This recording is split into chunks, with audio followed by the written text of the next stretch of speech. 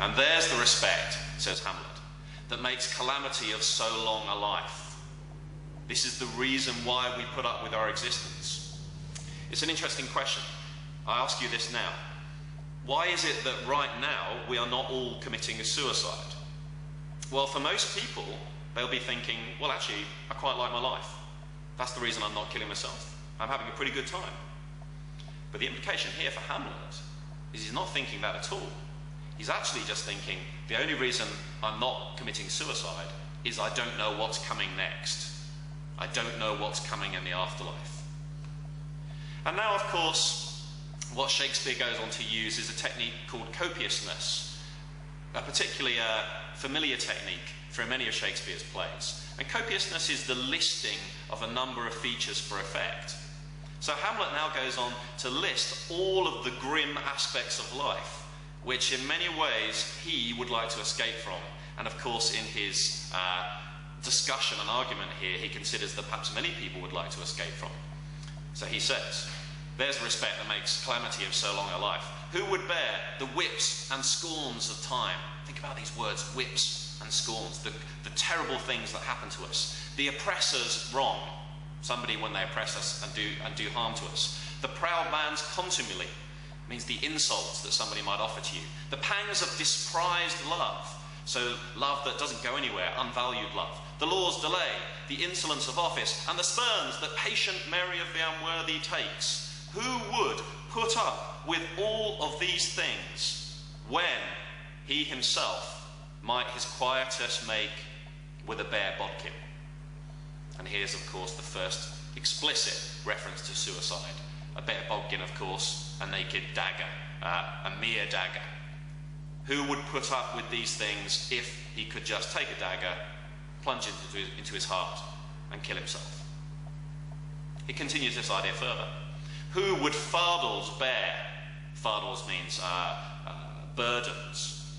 To grunt and sweat under a weary life, but that the dread of something after death, the undiscovered country from whose bourne no traveller returns, puzzles the will, and makes us rather bear those ills we have than fly to others that we know not of.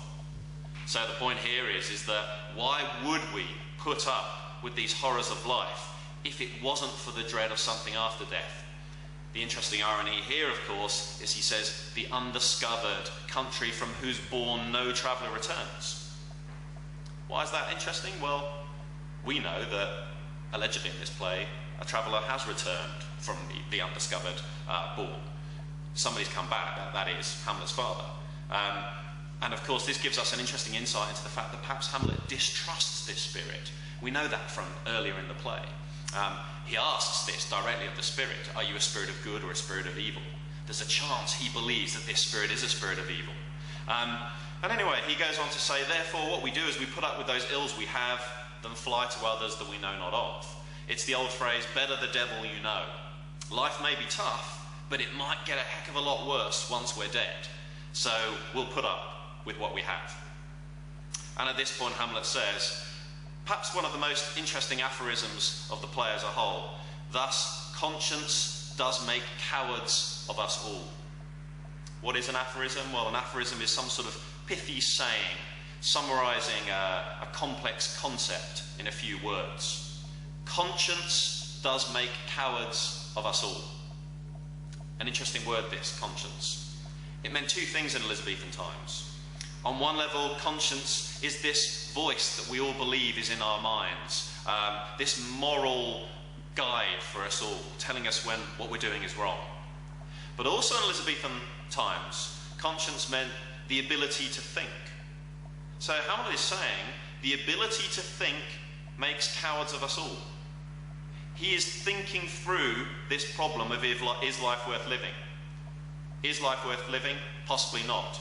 Therefore I could kill myself. But if I think about that too much, if I utilize my conscience, I realize that I don't know what's coming in the afterlife. So I won't kill myself. So conscience makes a coward of me. And that's one of these continuing themes of Hamlet. This is a man who is crippled with over-analysis. He's constantly thinking about how to approach his life. And as a result of that, doesn't actually do very much, never actually carries through on what he's saying. He develops this point. And thus the native hue of resolution is sicklied o'er with the pale cast of thought, and enterprises of great pitch and moment with this regard their currents turn awry and lose the name of action. Great ideas in life that we come across, things which are really valuable, we end up actually not doing much about them because we overthink them. And at this point, this is where the speech perhaps starts returning, certainly underneath the words, back to this idea of the fact that Hamlet is concerned about, why haven't I killed Claudius yet? My father has asked me to kill Claudius, but I haven't done it. I have done nothing. And of course, this is something which fundamentally disturbs him. And this idea is thoroughly explored in this speech as well. Okay. So let's have a little think about overall what we might do with this speech and why this speech is interesting. Well, you've got to remember, HSE students, what you've actually got to write about in the examination. You've got to develop your own specific line of argument, your own personal understanding of the play, your own reading.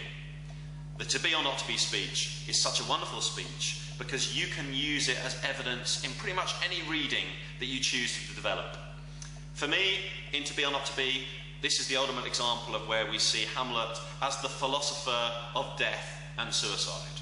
And you might want to argue that that is what this whole play is about. That might be your reading, that this play explores the meaning of death and suicide. In which case, you can use this speech as part of that argument beautifully well. What else can you do with this speech? Well, potentially as well, one of the lines that you can develop, one of your readings, is that this play explores the meaning of madness. Now, if that's what this play is doing, then think about how this speech can feed into that reading. How does this speech indicate that Hamlet may be mad? What is his madness? Is his madness the fact that he just overanalyzes everything? In which case, this speech is a great one to use for that reading. Does the play explore the conflict between ambition and conscience? If so, again, this speech is fantastic for you, because as I've just shown, the last part of that speech is perhaps exploring this idea that, as the aphorism argues, that conscience kills action. Does it explore the story of a man who is incapable of acting because he thinks too much? If you're going to go with that direction, I urge you to take a look at Nietzsche and what Nietzsche said on Hamlet. Google Nietzsche and Hamlet, see what you come up with. Does the play explore the struggle between reason and passion? Where is the balance between those two polar opposites in this speech? And is it a play that explores the morality of revenge? Now, if you go with that reading, don't just make your essay a listing of the criteria of revenge tragedies and then start matching up in Hamlet where that comes along. I think that's of limited interest. Instead, it would be interesting for you to have a look at, is revenge right or wrong? Is the play exploring that concept? And if so, what does this speech have to say about that concept itself? Okay. Ladies and gentlemen, thank you very much for listening to our podcast on Hamlet today and To Be or Not to Be. I hope you found that enlightening, and I urge you to take a look at the website, smartenglish.com.au, if you wanted to spend some more time with me during seminars to see whether we can improve your approach to HSE English. I'd love to be involved with that. We're all about trying to transform your marks for the better. Take a look at the website. Feel free to email me if you wish. Thank you very much for listening.